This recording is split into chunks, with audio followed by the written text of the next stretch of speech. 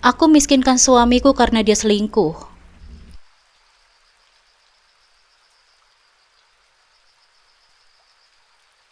Assalamualaikum sahabat Bunda. Semoga Allah selalu memberikan kesehatan dan kebahagiaan untuk kita semua. Buat sahabat Bunda yang sudah subscribe, semoga rezekinya dilancarkan ya. Amin ya robbal alamin.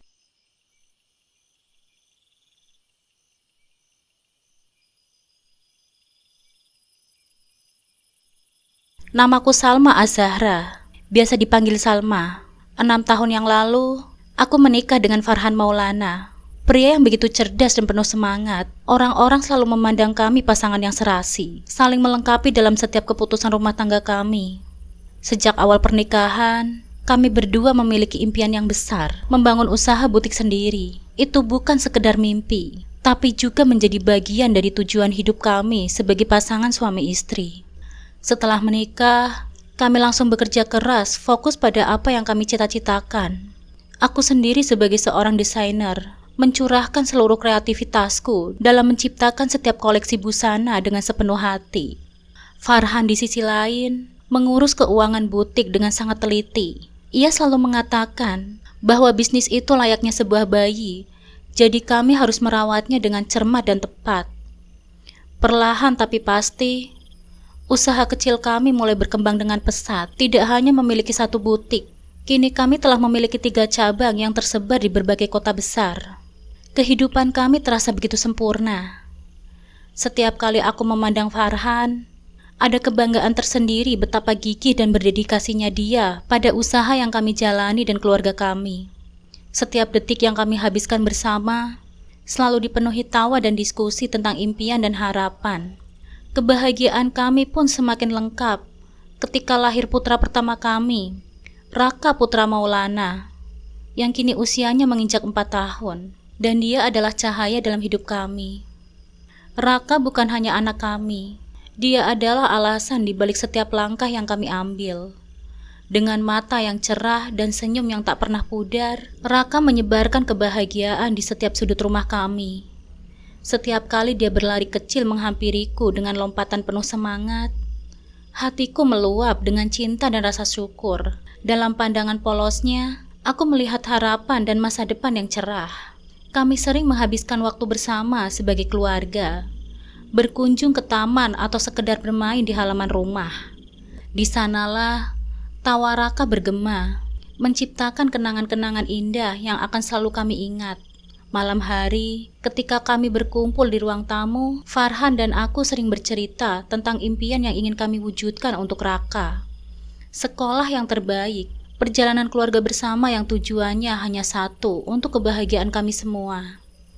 Kami merancang masa depan dengan penuh optimisme, berharap Raka tumbuh menjadi sosok yang baik, cerdas dan mapan. Dalam pandangan kami, Raka adalah segala-galanya. Kebahagiaan kami tak terpisahkan dari senyum dan tawa anak kecil itu. Namun seiring berjalannya waktu, ada hal-hal yang mulai mengganggu ketenangan hidup kami.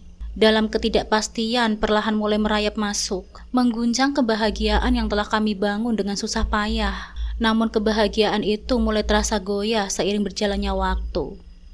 Belakangan ini, Farhan sering berpergian ke salah satu cabang butik kami yang berada di luar kota. Awalnya, aku tak pernah merasa curiga. Farhan bertanggung jawab penuh atas pengelolaan keuangan butik, dan dia sering mengatakan bahwa cabang itu membutuhkan pengawasan lebih. Katanya ada beberapa masalah manajemen yang perlu ditangani secara langsung. Aku selalu percaya padanya. Bagaimanapun juga, Farhan adalah pria yang selalu jujur dan bertanggung jawab. Namun semakin lama, perasaanku mulai berubah. Ada sesuatu yang terasa berbeda. Kepulangan Farhan semakin tidak menentu. Seringkali dia menghabiskan malam di luar kota, menginap di sana dengan alasan pekerjaan. Hal itu semakin sering terjadi. Hingga akhirnya, aku mulai merasa ada sesuatu yang tidak beres. Bukan hanya soal jarak dan waktu, tetapi juga perasaan dingin yang perlahan-lahan menyelimuti hubungan kami.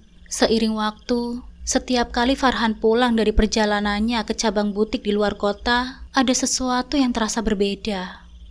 Wajahnya tak lagi ceria seperti biasanya.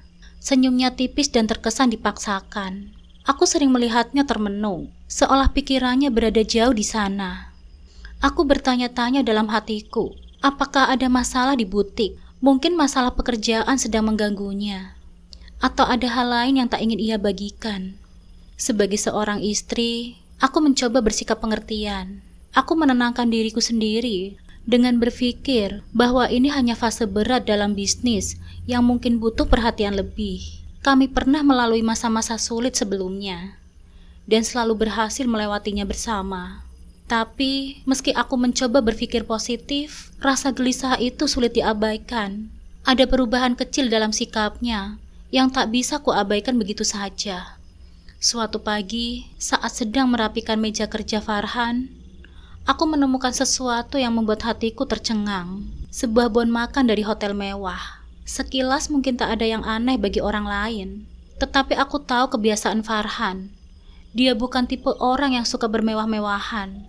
Bahkan saat perjalanan bisnis ke setiap cabang butiknya, dia lebih memilih penginapan yang sederhana. Karena menurutnya, yang terpenting adalah efisiensi. Aku mengambil bon itu dan membacanya dengan saksama. Nama hotel itu begitu asing di telingaku. Tapi yang paling membuatku heran adalah jumlah tagihan yang sangat besar. Seolah itu bukan hanya untuk satu orang. Rasa ganjil mulai merayap ke dalam benakku. Kenapa Farhan harus menginap di hotel semewah itu? Dan mengapa dia tidak pernah menyebutkan hal itu padaku? Hatiku mulai dipenuhi dengan berbagai pertanyaan. Farhan sering mengatakan bahwa perjalanannya hanya untuk pengawasan dan pengecekan cabang, tanpa ada rencana untuk meeting dengan klien atau urusan bisnis besar lainnya. Kenapa dia berada di hotel mewah itu? Sesuatu yang terasa tidak beres, tapi aku belum tahu apa. Aku menyimpan bon itu dengan hati-hati, berpikir apakah aku harus menanyakan ini langsung kepada Farhan, atau menunggu hingga waktu yang tepat. Mungkin ada penjelasan lain yang masuk akal. Namun di sisi lain, rasa curiga mulai menguat. Aku berusaha menepis pikiran burukku, tapi setiap kali aku mengingat tatapan kosong Farhan, semua firasat buruk itu kembali datang. Malam itu, aku berbaring di tempat tidur, tapi mataku tak bisa kupejamkan. Pikiran tentang bon hotel mewah yang kutemukan terus berputar di kepalaku. Ada sesuatu yang tidak beres. Aku tahu itu. Tetapi bagian dari diriku masih ingin percaya bahwa mungkin saja aku terlalu khawatir. Mungkin ini hanya kesalahpahaman. Namun keraguan itu terus tumbuh, menggerogoti ketenanganku. Aku memutuskan untuk tidak langsung menuduh atau menanyakan secara belak-belakan kepada Farhan tentang apa yang telah aku temukan. Aku mencoba pendekatan yang lebih halus saat kami sedang duduk bersama di ruang tamu, sambil menikmati teh seperti biasanya.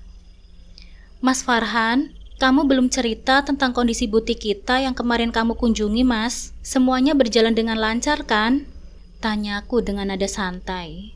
Berusaha terlihat tenang meski pikiranku tidak karuan. Farhan menanggapi pertanyaanku dengan jawaban yang sama singkatnya, seperti sebelum-sebelumnya. Iya sayang, semuanya baik-baik saja kok. Tapi yang membuatku semakin khawatir adalah bagaimana dia menghindari kontak mata denganku. Matanya tidak bertemu dengan mataku, dan sikapnya terasa lebih tertutup. Di dalam hatiku, aku tahu ada sesuatu yang dia sembunyikan. Kecurigaanku semakin menguat, meskipun aku tak punya bukti nyata selain firasat dan bon hotel itu. Hari-hari berlalu, dan pikiranku semakin dipenuhi dengan berbagai dugaan. Aku mulai mempertanyakan setiap perjalanan Farhan, setiap alasan yang dia berikan. Namun aku tahu, aku tidak bisa langsung menuduh tanpa kepastian. Aku butuh bukti, dan aku butuh tahu apa yang sebenarnya terjadi di belakang semua ini. Aku ingat bahwa di cabang butik luar kota, ada Tami, manajer yang selalu bekerja bersamaku sejak awal butik berdiri. Dia adalah orang yang sangat aku percayai. Selain itu, ada Nando, karyawan yang setia dan selalu loyal kepadaku. Aku tahu, jika ada sesuatu yang mencurigakan, mereka bisa membantuku mencari tahu. Suatu sore, aku memberanikan diri untuk menghubungi Tami. Suaraku bergetar saat menjelaskan situasinya, tapi aku berusaha tetap tenang. Tam, aku butuh bantuanmu. Aku merasa ada yang aneh dengan Mas Farhan belakangan ini. Dia sering bolak-balik ke butik di sana. Dan ada beberapa hal yang membuatku curiga. Aku belum yakin apa yang sebenarnya terjadi. Kamu bisa tolong aku perhatikan gerak-gerik Mas Farhan saat dia berada di sana? Kalau ada yang mencurigakan, tolong beritahu aku ya, Tam. Tami yang sudah mengenalku cukup lama, tak banyak bertanya. Dia langsung setuju untuk membantuku. Tentu saja, Mbak. Saya akan kabari Mbak kalau ada yang aneh dengan Mas Farhan. Aku juga menghubungi Nando, yang sudah lama bekerja di butik itu. Dia sangat loyal dan sering membantuku tanpa pamrih. Aku menceritakan sedikit kondisi Farhan ke Nando. Kemudian aku melanjutkan obrolanku. Nando, kamu bisa bantu saya nggak? Kalau ada yang tidak biasa dengan Mas Farhan saat dia di sana, tolong kabari aku ya, kataku. Nando dengan nada yakin pun menjawab, siap Mbak. Saya akan pantau dan kasih kabar kalau ada apa-apa. Setelah percakapan itu, aku merasa sedikit lebih tenang. Setidaknya sekarang aku punya cara untuk mencari tahu. Namun tetap saja, rasa khawatir itu tidak bisa hilang begitu saja. Keraguan ini semakin hari semakin tumbuh, dan aku hanya bisa menunggu, berharap bahwa apapun yang telah terjadi, aku siap menghadapi kebenarannya. Tak butuh waktu lama bagi Tami dan Nando untuk memberikan kabar yang menghancurkan seluruh hidupku. Hari itu, saat aku menerima telepon dari Tami, hatiku sudah berdegup tak menentu. Namun apa yang disampaikan oleh Tami adalah sesuatu yang tidak pernah kubayangkan, bahkan dalam mimpi buruk sekalipun. Maaf Mbak Salma, saya tidak tahu harus memulai dari mana. Suara Tami terdengar berat. Tapi saya harus jujur Mbak, Mas Farhan, dia sering bertemu dengan Sandra di hotel. Saya tidak pernah menyangka hal itu terjadi Mbak. Sandra, nama itu tiba-tiba terdengar asing dan menusuk di telingaku. Dia adalah model yang sudah sering bekerja sama dengan butik kami, mempromosikan koleksi terbaru. Wanita yang selama ini kukira hanya sebatas rekan kerja, tidak pernah terlintas dalam pikiranku bahwa Farhan bisa berselingkuh, apalagi dengan seseorang yang begitu dekat dengan hidup kami. Seseorang yang aku anggap sebagai bagian dari pekerjaan. Ternyata hubungan mereka sudah terjalin cukup lama. Mereka sering bertemu di hotel mewah yang sama, tempat di mana aku menemukan bon makan itu beberapa waktu yang lalu. Semuanya mulai terhubung. Perubahan sikap Farhan, tatapan kosongnya, dan jarak yang semakin lebar di antara kami. Meskipun hatiku remuk saat mendengar semua itu, aku bertekad untuk tidak bertindak gegabah. Aku tidak ingin membuat keputusan besar tanpa bukti yang nyata. Aku butuh sesuatu yang lebih kuat untuk mengonfrontasi. Dengan bantuan Tami dan Nando, aku mulai mengumpulkan setiap potongan bukti dari perselingkuhan Mas Farhan. Hari demi hari, Tami dan Nando memberiku laporan yang lebih terperinci. Mereka mengambil foto-foto Mas Farhan bersama Sandra.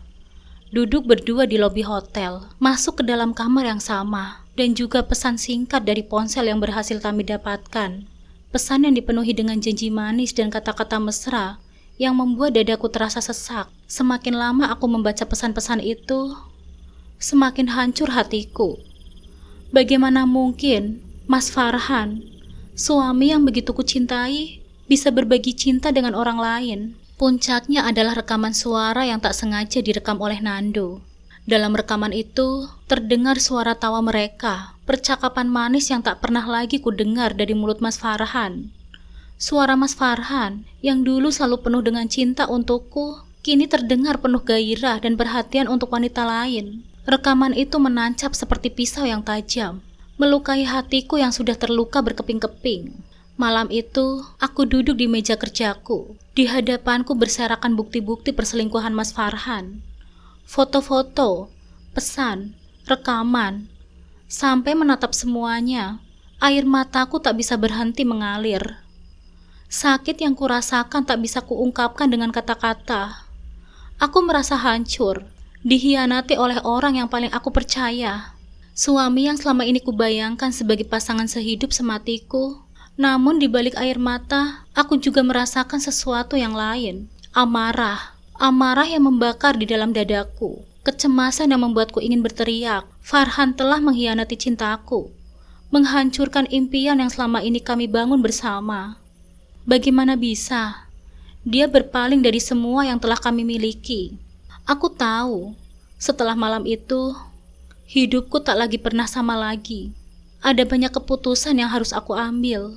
Tapi untuk saat ini, aku hanya bisa duduk di sana, menatap kertas-kertas di hadapanku. Meresapi setiap detik dari pengkhianatan ini. Masa depanku yang masih buram. Tapi satu hal yang pasti, aku tidak akan tinggal diam. Setelah berminggu-minggu memendam luka dan rasa kecewa yang tak tertahankan, akhirnya aku menyadari satu hal yang jelas. Aku tidak bisa terus hidup dalam kebohongan ini. Mencintai Mas Farhan selama bertahun-tahun adalah kebahagiaan yang tak ternilai. Tapi perselingkuhannya telah menghancurkan kepercayaan yang selama ini aku jaga. Tidak ada jalan kembali setelah pengkhianatan sebesar itu. Malam itu, aku memutuskan untuk berbicara dengan Mas Farhan. Aku sudah siap dengan segala kemungkinannya. Bahkan dengan kenyataan bahwa setelah percakapan ini, pernikahan kami akan berakhir. Dengan hati yang berat dan langkah yang terasa lebih sulit dari biasanya, aku mendekatinya di ruang tamu. Mas Farhan sedang duduk di sofa. Terlihat seperti biasa, seolah-olah tidak ada apa-apa yang telah terjadi. Namun aku tahu kebenaran yang sebenarnya. Dan malam ini, aku akan mengungkapkannya. Mas Farhan, aku mulai dengan suara yang bergetar. Tapi aku mencoba menguasai diriku. Aku sudah tahu segalanya, Mas. Dia mengangkat kepalanya, menatapku dengan ekspresi yang bingung. Apa maksudmu? Tanyanya, berusaha terlihat tenang. Tapi aku bisa melihat tatapan gelisah di matanya. Aku tahu kamu berselingkuh dengan Sandra, kan? Kataku dengan tegas, tanpa memberi kesempatan baginya untuk mengelak. Wajah Mas Farhan langsung pucat. Detik itu, aku bisa melihat rasa takut dan keterkejutannya. Dia mencoba menyangkal, berkata dengan suara yang pelan. Kamu salah paham, Salma. Itu tidak seperti yang kamu pikirkan. Ini hanya salah paham. Namun aku tidak memberinya kesempatan untuk terus berbohong. Dengan tenang, aku membuka tas kecilku dan mengeluarkan semua bukti yang telah kukumpulkan. Foto-foto mereka bersama di hotel, pesan-pesan mesra, dan rekaman percakapan mereka. Aku meletakkannya di atas meja, tepat di hadapannya. Mas Farhan menatap semua bukti itu dengan ekspresi yang terkejut. Wajahnya berubah. Tak ada lagi kebohongan yang bisa ia sembunyikan. Semuanya sudah jelas di depan matanya. Dan untuk pertama kalinya, dia tidak bisa lagi berkata apa-apa. Salma, dia berbisik. Suaranya penuh dengan penyesalan. Aku bisa menjelaskan. Ini tidak seperti yang kamu pikirkan. Tidak ada yang perlu kamu jelaskan lagi, Mas Farhan. Potongku, menahan air mata yang hampir mengalir. Kamu telah mengkhianati cintaku, kepercayaan yang kuberikan kepadamu. Aku mencintaimu, tapi aku tidak bisa hidup dengan seseorang yang tega menghancurkan hatiku seperti ini. Setelah percakapan itu, aku tahu apa langkah yang harus aku ambil. Meski berat, perceraian adalah satu-satunya jalan keluar dari rasa sakit itu. Aku tidak bisa lagi hidup dengan pria yang mengkhianatiku. Tak peduli seberapa dalam rasa cintaku padanya. Kami mengajukan gugatan cerai, dan proses hukum berjalan lebih cepat dari yang kubayangkan. Aku memastikan untuk mengambil semua hak milik kami, termasuk butik yang kami bangun bersama dari nol. Seluruh aset usaha kami terdaftar atas namaku. Karena akulah yang selama ini mengelola bisnis dengan dedikasi yang penuh. Mobil yang sering digunakan oleh Mas Farhan untuk berkencan dengan Sandra juga kini menjadi milikku. Farhan tidak berhak atas apapun, hanya sisa-sisa hubungan yang tak lagi bisa dipertahankan, yang kini tersisa di antara kami. Aku tidak ingin membalas dendam dengan cara yang kejam, tapi aku juga tidak bisa membiarkannya pergi begitu saja, tanpa menanggung konsekuensi dari perbuatannya. Setelah semua keputusan hukum diambil, dan perceraian kami disahkan, aku berdiri di depan butik, tempat di mana aku pernah merasakan begitu banyak kebahagiaan. Meski kini aku harus melanjutkan hidupku tanpanya. Aku merasa sedikit lega. Setidaknya, kini aku bisa melangkah maju tanpa dibayangi kebohongan dan pengkhianatan. Setelah perceraian disahkan, hidup Mas Farhan berubah drastis. Ia kehilangan segalanya. Keluarga, rumah, harta, dan bahkan reputasinya yang dulu terhormat sebagai pengusaha butik sukses. Semua yang kami bangun bersama kini sepenuhnya menjadi milikku, termasuk butik yang berkembang pesat. Mas Farhan yang dulunya menikmati kenyamanan itu kini tak memiliki tempat tinggal yang pasti. Dia harus kembali ke rumah orang tuanya, sebuah langkah yang membuatnya merasa terhina, terutama karena orang tuanya sangat kecewa dengan tindakannya. Setiap hari, Mas Farhan bergumul dengan rasa bersalah dan penyesalan. Usaha untuk membangun kembali hidupnya pun terasa sulit. Banyak teman yang dulu mendekatinya karena status dan kekayaannya, kini mulai menjauh. Tanpa dukungan finansial dan koneksi yang pernah ia miliki, Mas Farhan mulai hidup dalam keterbatasan. Sebuah ironi, mengingat ia pernah menjadi sosok yang berbeda di puncak kesuksesan. Pekerjaan pun kini sulit didapatkan, karena berita tentang perselingkuhannya dan perceraian kami menyebar dengan luas di kalangan bisnis. Sementara itu, Sandra, wanita yang pernah menjadi pusat dunianya, mulai menjauh begitu mengetahui Mas Farhan tak lagi memiliki harta dan status. Cinta mereka yang sempat menggebu, kini pudar ketika uang tak lagi mengalir. Aku mendengar kabar bahwa Sandra memutuskan untuk mengejar karir modelnya di luar negeri, meninggalkan Mas Farhan tanpa perasaan bersalah. Mas Farhan yang sudah kehilangan segalanya, kini juga ditinggalkan oleh satu-satunya orang yang dia anggap sebagai pelariannya dari kehidupan pernikahan kami. Kehidupannya menjadi lebih terpuruk. Mas Farhan jatuh miskin, menjalani hidup yang jauh dari kenyamanan yang pernah ia rasakan. Ia mencoba menghubungiku beberapa kali, mungkin berharap mendapatkan simpati atau dukungan, tapi aku tak lagi punya ruang untuknya di dalam hidupku. Setiap kali aku menerima telepon darinya, hatiku mengingatkan betapa besarnya rasa sakit yang pernah ia sebabkan. Aku tak bisa mengizinkan diriku terjebak lagi dalam hubungan yang telah berakhir dengan pengkhianatan. Di sisi lain, hidupku sebagai ibu tunggal juga penuh dengan tantangan. Mengurus Raka seorang diri bukanlah hal yang mudah. Tapi aku menemukan kekuatan dalam setiap senyum dan tawa anakku. Raka adalah pengingat bahwa hidup ini penuh dengan makna, meski masa lalu menyakitkan. Setiap pagi ketika aku menyiapkan sarapan untuknya, aku tahu bahwa semua perjuanganku tidak akan sia-sia. Aku mulai lebih fokus pada bisnis butikku lagi. Dengan semangat yang baru, aku menciptakan desain-desain yang lebih menarik dan inovatif. Butikku semakin berkembang dengan pesat, bahkan melebihi ekspektasiku. Aku membuka 2 cabang baru di kota besar, dan membuka bisnis online yang langsung meledak. Aku bekerja keras bukan hanya demi kesuksesan, tapi juga demi masa depan Raka. Meski luka yang diakibatkan oleh pengkhianatan Mas Farhan masih membekas, aku belajar mencintai diriku sendiri lebih dari sebelumnya. Aku menemukan kebahagiaan dalam kemandirian dan ketenangan. Kini aku tak lagi hidup dalam bayang-bayang masa lalu yang kelam, melainkan dalam terang kebebasan dan cinta pada diriku sendiri dan anakku. Setiap langkah maju yang kuambil adalah untuk membuktikan bahwa aku bisa bangkit dari kehancuran, dan tak ada yang bisa menghentikan kebahagiaanku yang baru. Tidak butuh waktu lama bagiku untuk bertemu dengan orang-orang baru di dalam hidupku.